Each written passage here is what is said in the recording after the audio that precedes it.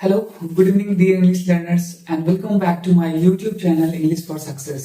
आपका बहुत बहुत स्वागत है and today we are going to discuss another section based on verb that is common errors based on verbs. आज के सेशन में हम लोग verbs पे आधारित एक और common errors को देखेंगे. Previously मैंने एक verb पे ही आधारित कॉमन एरर्स को डिस्कस किया था.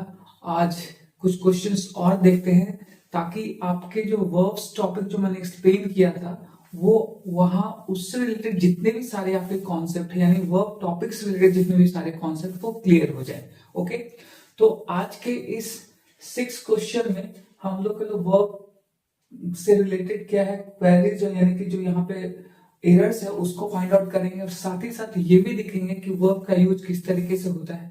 और दूसरी बात कि मैं हर सेक्शन में आपको सेंटेंस क्लासिफिकेशन यानी कि वर्ड का हर एक क्लासिफिकेशन करता हूँ, क्लासिफाई करता हूँ हर एक वर्ड को और उसके क्लास को बताता हूँ. ये ग्रामर का कौन सा टॉपिक का कौन सा पार्ट है आई मीन टू से वर्ब क्लासिफिकेशन करता हूँ, वर्ड्स क्लासिफिकेशन करता हूँ आई मीन. तो आज का भी ये सेशन थोड़ा मजेदार होने वाला है और साथ ही साथ मैं उन सारे लर्नर्स को और स्टूडेंट्स को ये बताना चाहूंगा कि जो मेरे साथ नए जुड़ रहे हैं या मेरे वीडियोस को पहली बार देख रहे हैं, सो प्लीज मेरे वॉच लिस्ट में जाइए. वहां पे बहुत सारे वीडियोस अवेलेबल हैं जो कि आपके वर्ब, एडजेक्टिव, डिटरमिनर्स और भी बहुत सारे पार्ट्स जो है ग्रामर के वहां पे मैंने एक्सप्लेन करके रखा है और वहां आपके सारे कॉन्सेप्ट क्लियर हो जाएंगे. सो आज के सेशन पर चलते हैं. Let's get started. पहला सेंटेंस है the eminent speakers speech was broadcasted over all the major radio stations and no error. तो आप देख सकते हैं कि यहाँ पे ये जो सेंटेंस है यहाँ पे 5 पार्ट्स हैं सेंटेंस के और इसी के एक पार्ट में क्या है 4 है यहाँ पे और इसमें किसी में इरर है या चौथा जो हमारा 4th नंबर जो ऑप्शन है वो क्या है नो इरर है. यानी कि ये नो इरर भी हो सकता है बट मैं आपको पहले ही बता दूं कि सब में इरर है. ठीक है, हम लोग को फाइंड आउट करना है क्योंकि मैंने इसीलिए इस कॉमन एरर को यहाँ पे दिए हैं. The eminent. चलिए पहले मैं वर्ड क्लासिफिकेशन करता हूँ साथ ही हम लोग एरर को भी फाइंड आउट करेंगे. Word the eminent speakers speech. ठीक है, एमिनेंट का मतलब होता है दैट इज द स्पीकर्स. यहाँ पे क्या है एमिनेंट यहाँ पे एडजेक्टिव है, ध्यान रखिएगा. एमिनेंट यहाँ पे एडजेक्टिव है. एमिनेंट का मतलब होता है पॉपुलर, राइट. पॉपुलर कह सकते हैं, फेमस कह सकते हैं, रिनाउंड कह सकते हैं, एस्टीम्ड कह सकते हैं. इन सबका मतलब होता है पॉपुलर यानी चर्चित होना, फेमस होना. तो आप इसको पॉपुलर कह सकते हैं, फेमस कह सकते हैं, रिनाउंड कह सकते हैं, स्टीम्ड कह सकते हैं. सबका मतलब होता है एमिनेंट. एक एमिनेंट स्पीकर, इंपॉर्टेंट भी कह सकते हैं इसको. The eminent speakers speech was broadcasted over all the major radio station. तो ये हमारा डिटर्मिनर है, द यहाँ पे डिटर्मिनर है, right. Eminent adjective, speakers speech. Speaker भी यहाँ पे नाउन है और स्पीच भी यहाँ नाउन है. आप देख सकते हैं दोनों ही यहाँ पे नाउन है. और ये जो है ये हमारा जेनेटिव केस है जो कि मैंने पहले भी आप लोग के साथ डिस्कस किए हैं किसमें प्रोनाउन वाले सेक्शन में. ठीक है, ये जेनेटिव केस है यानी कि एडजेक्टिव जहां पे हम लोग कंपेयर करें तो प्रोनाउन वर्सेस एडजेक्टिव तो वो मैंने वहां पे एक्सप्लेन किया था कि ये क्या है पोजीशन को शो करता है. इसको जेनेटिव केस कहते हैं. इसका काम कुछ इस तरीके से होता है, आप इसको समझेंगे कि जहां पे एपोस्ट्रोफ एस का यूज करते हैं इसका मतलब का के की होता है. ठीक है, और यहाँ स्पीकर क्या है नाउन है तो इधर भी नाउन होगा. ठीक है, ये दो नाउनों को क्या है आपस में कनेक्ट करता है, पोजीशन या रिलेशन को शो करता है. I hope it is clear. Speech, speech का मतलब यहाँ पे भाषण से हो गया. ठीक है, अब यहाँ पे देखते हैं वॉज. वॉज यहाँ पे क्या है एक हेल्पिंग वर्ब है. Broadcast all the major radio station.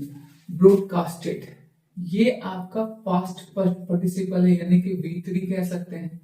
Over, over यहाँ पे प्रपोजिशन है, राइट. ओवर क्या है यहाँ पे preposition. All the major, all यहाँ पे डिटर्मिनर है, द ऑल द मेजर, ठीक है। और यहाँ पे आप कह सकते हैं एज एडजेक्टिव भी यूज किया जा सकता है, यहाँ पे एडजेक्टिव द, क्योंकि यहाँ पे डिटर्मिनर है। मेजर ये एक एडजेक्टिव है, major. Radio station, radio station यहाँ पे कंपाउंड नाउन है, स्टेशन एंड रेडियो ये दोनों ही क्या है, नाउन है, जो कि एक साथ ही संयुक्त रूप से यूज किए जाते हैं सेंटेंस में, ठीक है। तो यहाँ पे all the major radio station यानी कि सारे मेजर, मेजर यानी कि जो बड़े बड़े रेडियो स्टेशन है सब पे क्या है, उस एमिनेंट स्पीकर, स्पीकर का मतलब बोलने वाला, वाचक जिसको कह सकते हैं, उसके स्पीच को ब्रॉडकास्ट किया जा रहा है, किया गया, आई मीन टू से, क्योंकि ये पास्ट में है वॉज, और ये क्या है पैसिव पार्ट में है, पैसिव वॉइस में वॉज ब्रॉडकास्ट। तो यहाँ पे इधर क्या है, आप ध्यान से अगर देखेंगे कि यहाँ पे इधर जो है हमारे सेकंड वाले पार्ट में है, ब्रॉडकास्टेड नहीं होता, यानी कि इसका जो होता है आप हमेशा ब्रॉडकास्ट लिखते हैं, ना कि ब्रॉडकास्टेड लिखते हैं। तो ये वाला जो पार्ट है हमारा क्या है, इसमें एरर है, यानी कि इसका सही आंसर क्या होना चाहिए था, ब्रॉडकास्ट। ब्रॉडकास्ट का ब्रॉडकास्ट ब्रॉडकास्ट ही होता है, ब्रॉडकास्टिंग ब्रॉडकास्ट ऐसे करके होता है। तो आप ध्यान रखेंगे कि हमारा एरर किस वाले पार्ट में था, सेकंड वाले पार्ट में, ब्रॉडकास्ट में। ब्रॉडकास्टेड ना होकर क्या होगा, ब्रॉडकास्ट होगा।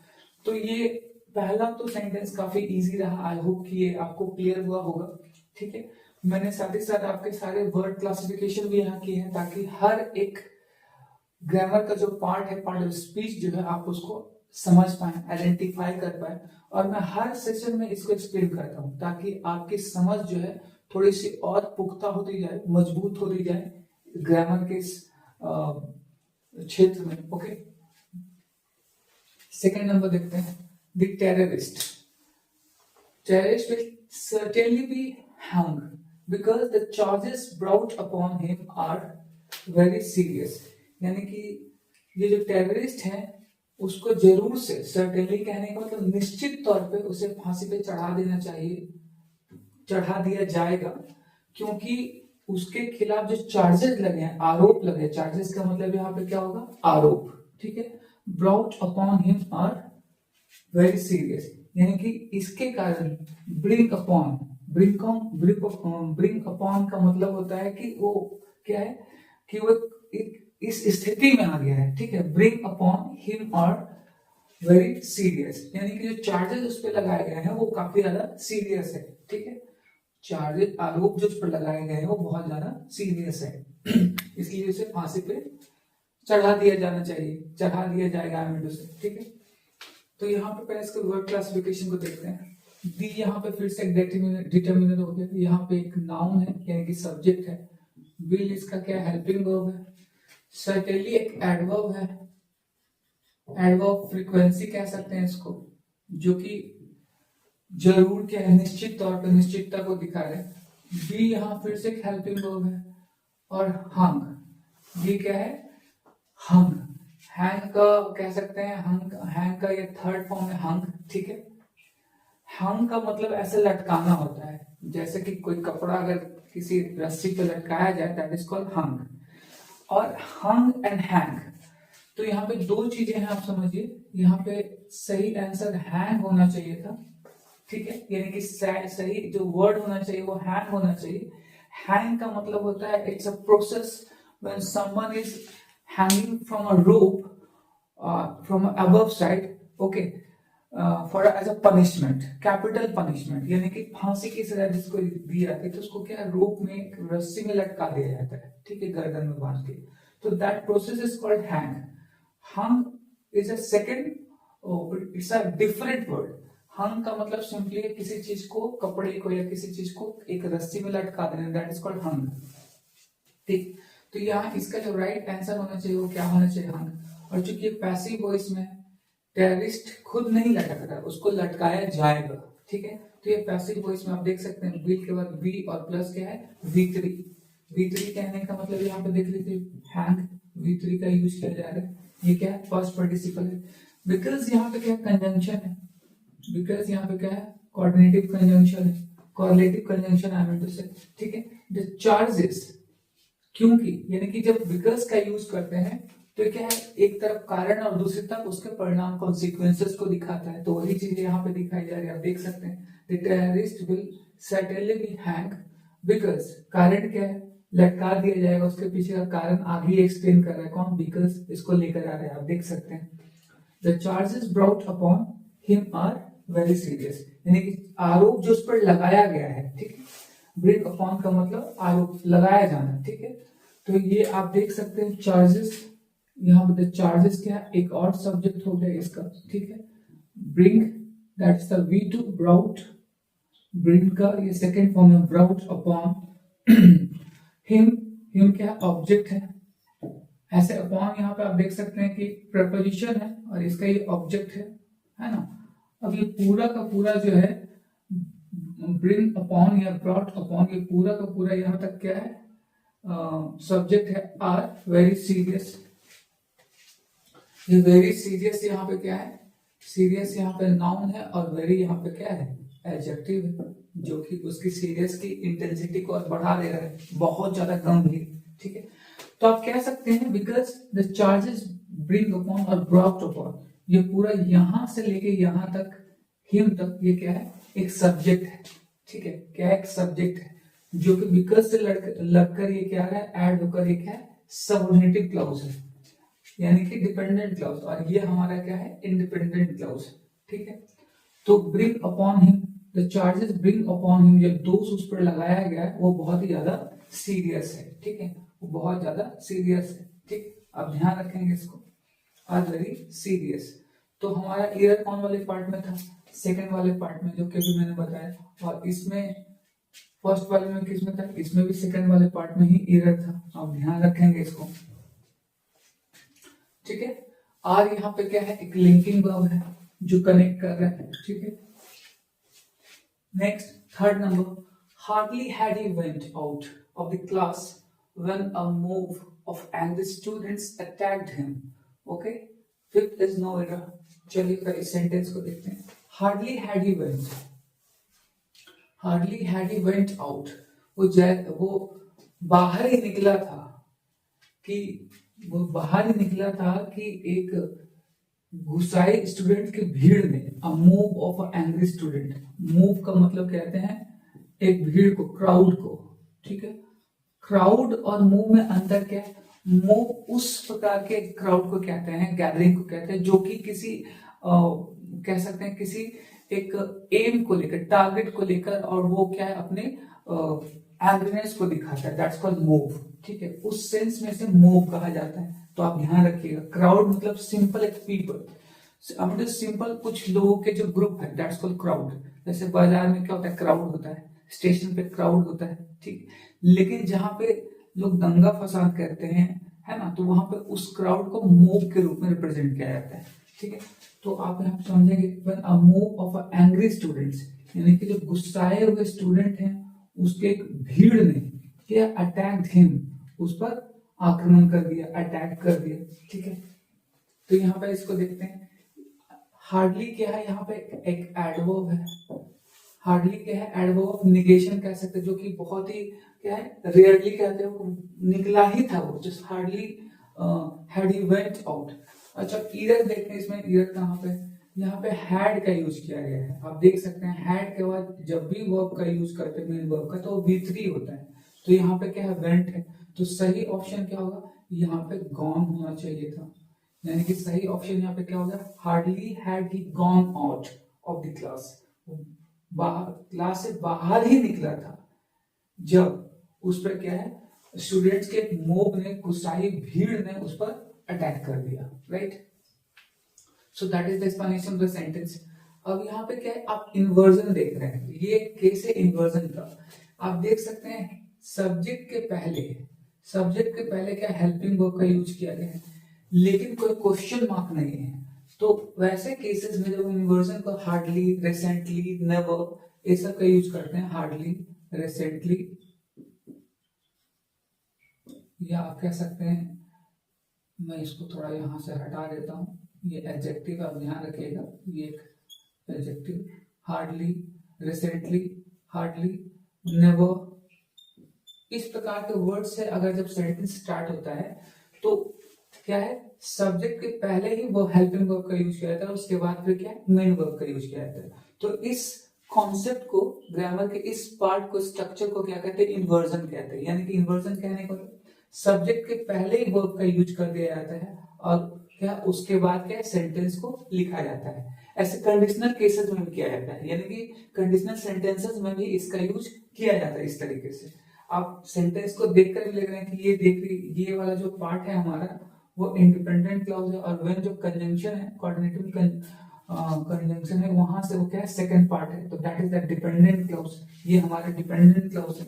ओके, तो देखते हैं वेंट आउट, तो यहाँ पे गॉन आउट हो जाएगा। हालांकि एक एडवर्बियल है ये, आउट यहाँ पे क्या एडवर्बियल है, लेकिन एक प्रपोजिशन की तरह भी यहाँ पे ये काम कर रहा है।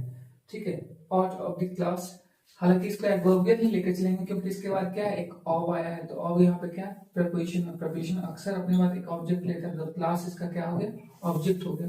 वैसे यहाँ पे कंजंक्शन है।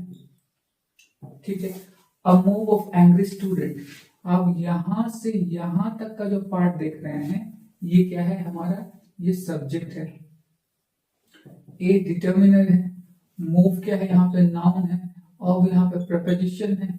ठीक है, एंग्री यहाँ पे क्या है, एडजेक्टिव है, राइट।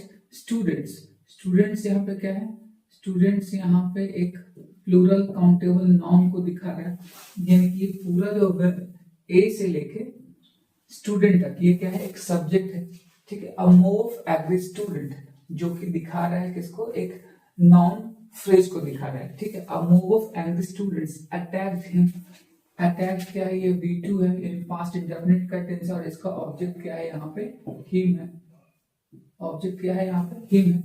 तो यहाँ पे हम लोग को क्या ढूंढना, इरर, तो इरर वाला पार्ट कौन सा था, गॉन वाला, क्योंकि यहाँ हैड का यूज है, हैड के बाद कभी भी V2 का यूज नहीं होता, अक्सर V3 का यूज होता है, आप ध्यान रखिएगा, अक्सर V3 का यूज होगा।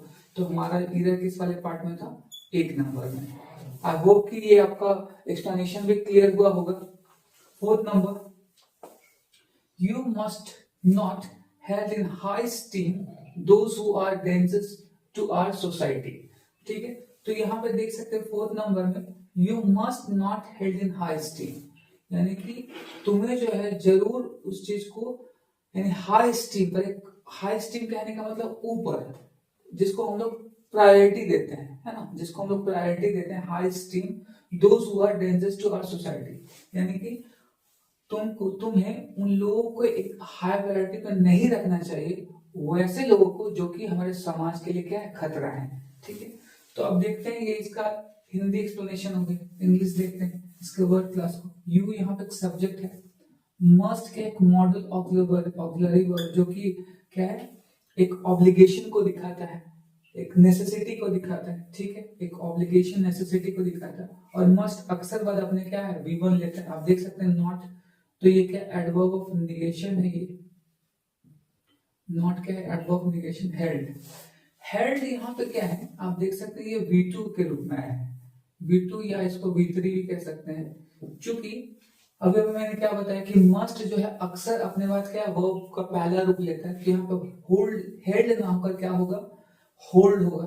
तो हमारा सही आंसर यहाँ पे क्या होगा, मैं इसको थोड़ा मिटा रहा हूँ, ध्यान रखेंगे कि यहाँ पे इसका सही आंसर क्या होगा, होल्ड।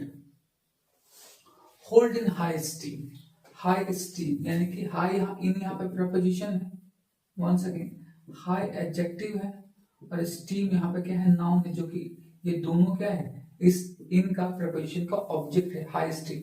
ठीक है, दोज हु आर, दोज कहने का मतलब यहाँ पे दोज क्या है, एक सब्जेक्ट के रूप में आया है। ठीक है, हु एक रिलेटिव प्रोनाउन है, और आर किसको लेकर आया है, देखकर आया है, इस दोस्त के लिए आया है। दोज हु आर डेंजरस, जो कि खतरे हैं, है ना, खतरे हैं किसके लिए, डेंजरस क्या है, एक ऑब्जेक्ट की तरह काम कर रहा है। ठीक है, टू आवर सोसाइटी, टू यहाँ पे प्रपोजिशन है, इस प्रपोजिशन का ऑब्जेक्ट क्या है, आवर सोसाइटी, जहाँ सोसाइटी क्या है, हमारा नाउन है, और आर यहाँ पे क्या है, डिटर्मिनर है। ठीक है, तो ये सारे हमारे सही हैं। ठीक है, ये आप लिंकिंग वर्ब आर यहाँ पे, वो मैंने क्या क्या, एक रिलेटिव प्रोनाउन है। ठीक है, एक रिलेट कर रहा है, those who are dangerous to our society. तो आप देख सकते हैं कि इरर हमारे किस वाले पार्ट में है, एरर जो है यहाँ पे हेड वाले पार्ट में, यहाँ V2 नहीं होगा, V3 नहीं होगा। मस्ट के बाद अक्सर हम लोग क्या model auxiliary verb plus V1 का यूज करते हैं। हाँ, मॉडल ऑक्सिलरी वर्ब के बाद अगर हैव का यूज होता है तब वहां पे हम लोग V3 का यूज करते हैं, यानी कि पास्ट पार्टिसिपल का। लेकिन इस सेंटेंस में कोई ऐसा केस नहीं है। आप देख सकते हैं मस्ट के बाद किसी भी हैव का यूज नहीं किया गया है, तो इसलिए यहाँ पे हेल्ड की जगह क्या हो जाएगा, होल्ड हो जाएगा। Okay, I hope it is clear. Next sentence देखते हैं। If I knew that my friend had to visit the town today, I would have made stay comfortable, यानी कि I would have made stay comfortable। ठीक है, तो ये conditional sentence है। क्यों? आप देख सकते हैं यहाँ पे if का यूज किया है। if, whether, when, जब भी इस प्रकार क्या है कंजंक्शन से जो स्टार्ट होते हैं वो अक्सर कंडीशनल सेंटेंस होते हैं। ठीक है, तो इसका जो फॉर्मेट होता है क्या, if plus subject plus V2 plus object, फिर यहां से एक दूसरा सेंटेंस स्टार्ट होगा। ठीक, फिर यहां से एक दूसरा सेंटेंस हो जहां पे हम लोग क्या सब्जेक्ट हैड नॉट, यहां पे हम लोग क्या है would, could, might plus have plus V3 plus object. इस प्रकार का क्या है एक स्ट्रक्चर यहां से फॉलो होता है। तो आप देख सकते हैं इसी स्ट्रक्चर को ये फॉलो कर रहा है। चलिए सेंटेंस को समझते हैं। अगर मैं जानता कि मेरा दोस्त आज आने वाला था, अगर मैं ये जानता कि मेरा दोस्त आज आने वाला था, ठीक है, had to visit the town, इस शहर में आज आने वाला था, I would have made stay comfortable, तो मैं उसके रहने की व्यवस्था बहुत ही कंफर्टेबल तरीके से, बहुत कंफर्ट व्यवस्था मैं कर देता। अगर पता चलता तो ऐसा होता। ठीक है, ता ऐसे करके, अगर ऐसा होता तो मैं ऐसा करता, अगर मुझे पता चलता तो मैं ये कर लेता। तो इस तरीके से हम क्या है इस सेंटेंस को समझते हैं। तो देखते हैं सेंटेंस का स्ट्रक्चर सही है, कहाँ पे एरर है, ये हम लोग को ढूंढना है। चलिए देखते हैं। इफ आई न्यू, देख सकते हैं ये आई क्या है सब्जेक्ट है, यहाँ पे V2 का है, स्ट्रक्चर के अनुसार भी सही है। दैट यहाँ पे कंजंक्शन है, एक रिलेटिव प्रोनाउन है। I knew that my friend had to visit, यानी कि मेरा दोस्त आने वाला था। ठीक है, माय फ्रेंड क्या है यहाँ पे एक सब्जेक्ट है, हैड प्लस V1 है ना, हैड टू प्लस, यानी कि देखते टू प्लस हैव, एक टू प्लस विजिट, ये एक इन्फिनेटिव है। टू प्लस V1 क्या हमारा इन्फिनेटिव है। ठीक है, ये भी सही है। हैड के बाद टू का अगर यूज होता है तो उसके बाद V1 का यूज होता है। सेंटेंस हम लोग ऐसे लिखते हैं, I had to visit, they have to visit, she has to visit, I have to visit. इस तरीके से हम लोग सेंटेंस लिखते हैं। तो आप देख सकते हैं कि had to visit the town today. The visit का यहाँ पे ऑब्जेक्ट क्या है, द टाउन, द टाउन क्या है यहाँ पे ऑब्जेक्ट है, और टुडे क्या है एडवर्ब ऑफ टाइम है, जो कि समय को बता रहा है, आज को। I would have made stay comfortable. I would have made stay comfortable. तो मैं उसका जो स्टे है यानी कि रहना जो है कंफर्टेबल बना देते नहीं कर देता, व्यवस्था कर देता पूरी तरीके से। तो वुड ये क्या है, एक मॉडल ऑक्सिलरी वर्ब है। ठीक है, हैव सही है, हेल्पिंग वर्ब है। मेड यहाँ पे V3 है यानी कि पास्ट पार्टिसिपल है ना। स्टे ये क्या है, वेयर इन्फिनिटिव है। वेयर इन्फिनिटिव कहने का मतलब वर्ब विदाउट टू। तो यहाँ पे देखते हैं मेड टू है, मेड के बाद टू का यूज नहीं किया जा सकता। ठीक है, जनरली नहीं होता ग्रामेटिकली। ठीक है, तो इसलिए आप देख सकते हैं स्टे का यूज कंफर्टेबल यहाँ पे क्या है, एक एडजेक्टिव है। ठीक है, जो कि स्टे को मॉडिफाई कर रहा है, स्टे कंफर्टेबल। ठीक है, कंफर्टेबल। ओके, स्टे यहाँ पे वर्ब नहीं है, ध्यान रखिएगा, स्टे यहाँ पे वर्ब नहीं है। ठीक है, कंफर्टेबल एडजेक्टिव है, एक नाउन की तरह काम कर रहा है। तो ये जो हमारा सेंटेंस है, ये जो हमारा सेंटेंस ये क्या है, ये 5th नंबर, इसमें कोई एरर नहीं है। ठीक है, ये पूरे इस फॉर्मेट को फॉलो कर रहा है, have plus V3, have made, देख सकते हैं V3, स्टे कंफर्टेबल। तो यानी कि यहाँ पे इस सेंटेंस में कोई भी एरर नहीं है। ठीक है, हाँ अगर एरर होता, अगर यहाँ मेक को कभी क्वेश्चन इस तरीके से पूछा जाता है, आई वुड हैव मेक, तो यहाँ अगर मेक होता तब यहाँ पे एरर हो सकता था। तो मेक को हम लोग क्या करते हैं, मेड में चेंज करते हैं, या इसको मेक स्टेइंग कर देते, या टू स्टे कर देता, कंफर्टेबली कर देता, तब यहाँ पे उस प्रकार के इस स्पीच पार्ट ऑफ स्पीच के आधार पे, वर्ड जो क्लासेस हैं उसके आधार पे हम उसको वहां पे फाइंड आउट कर सकते थे। लेकिन यहाँ पे कोई भी ऐसा एरर नहीं है। I hope it is clear. मैं किसी सेशन में, अगले सेशन में नहीं कह सकता, किसी सेशन में मैं क्या है, ये पूरा से कंडीशनल सेंटेंसेस है, मैं उस पर एक प्रॉपर वीडियो लेकर आऊंगा जहां पे मैं हर एक कंडीशनल सेंटेंसेस को एक्सप्लेन करूंगा, जो कि 0 से लेकर 6 तक है। 0 conditional, conditional 1, conditional 2, conditional 3, conditional 4, conditional 5, conditional 6, इस तरीके से हम क्या है उस पर डिस्कस करेंगे। ओके, सो आज का जो लास्ट सेंटेंस है 6 नंबर, उसको देखते हैं। He lay unconscious for half an hour until he was seen by a passing motorist। ठीक है, अब इसका मतलब पहले समझ लेते हैं।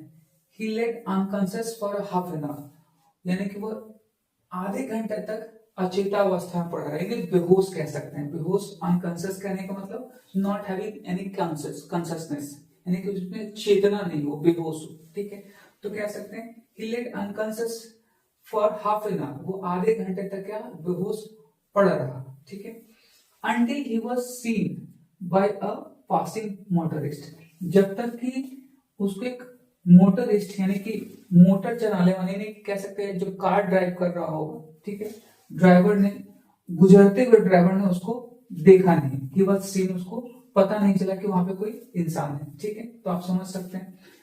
तो पहले इसके वर्ड क्लास को देख लेते हैं, देखते हैं कि यहाँ पे इधर क्या है। अंटिल यहाँ पे क्या देखिए, कंजंक्शन है, कोऑर्डिनेटिव कंजंक्शन है यहाँ पे, जो कि दो सेंटेंसेस को जोड़ रहा है। ये वाला पार्ट हमारा डिपेंडेंट क्लॉज है और ये वाला पार्ट हमारा इंडिपेंडेंट क्लॉज है। उसी तरीके से इफ से जो इफ कंजंक्शन जो जुड़ा हुआ है, ये हमारा डिपेंडेंट क्लॉज था, और यहाँ से कॉमा के बाद I would have made stay comfortable, तो ये हमारा इंडिपेंडेंट क्लॉज था और ये हमारा डिपेंडेंट क्लॉज था। If clause, dependent clause. Okay, he subject है, लेट यहाँ पे क्या है, V2 मेन वर्ब है, इसको मेन वर्ब कह सकते हैं।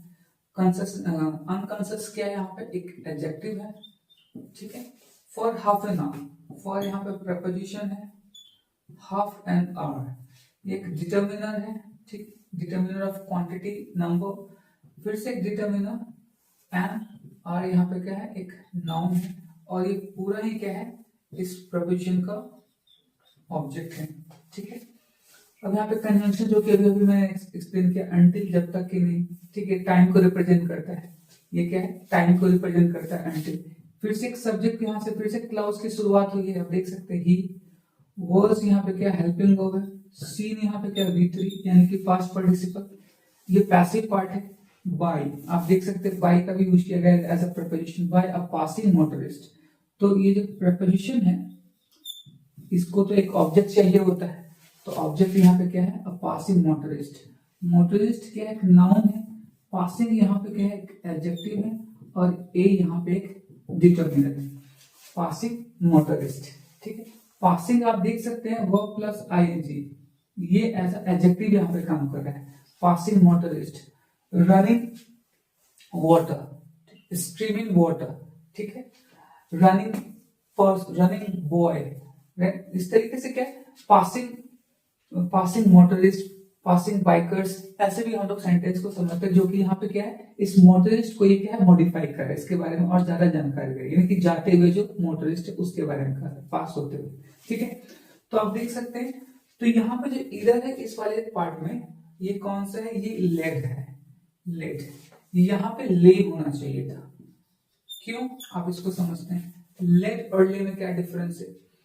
ले का मतलब होता है एक पूरी तरीके से पड़ा हुआ इंसान, गिरा हुआ इंसान। ठीक है, हम से कि जो फ्लोर पे है, ऑन द फ्लोर, है ना, जो सामान, जो कोई ऐसा चीज जो कि रखा हुआ है, सपोज ये फ्लोर है, तो अगर इस पर रखा हुआ है और ये काफी समय से है, हम से कुछ पीरियड ऑफ टाइम कह सकते हैं, तो उसको ले कहते हैं। और लेड का मतलब क्या होता है, किसी चीज को रखना।